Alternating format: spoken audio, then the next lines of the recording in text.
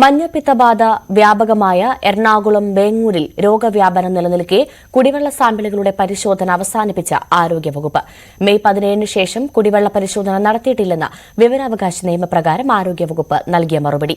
ജല അതോറിറ്റി നിയമം വിതരണം ചെയ്ത കുടിവെള്ളത്തിലൂടെയാണ് രോഗവ്യാപനമുണ്ടായതെന്ന് നേരത്തെ സ്ഥിരീകരിച്ചിരുന്നു.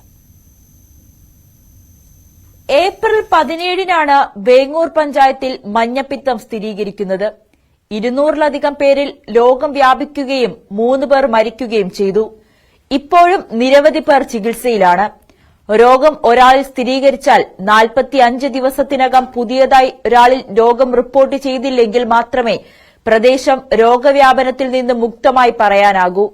എന്നാൽ രോഗവ്യാപനം നിലനിൽക്കെ തന്നെ പ്രദേശത്തെ ജലസ്രോതസ്സുകളുടെയും ജല അതോറിറ്റി വിതരണം ചെയ്യുന്ന കുടിവെള്ളത്തിന്റെയും പരിശോധന കഴിഞ്ഞ മെയ് 17-ന് ശേഷം നടത്തിയിട്ടില്ല എന്നാണ് ആരോഗ്യവകുപ്പ് വിവരാവകാശ പ്രകാരമുള്ള ചോദ്യത്തിന് മറുപടി നൽകിയത്.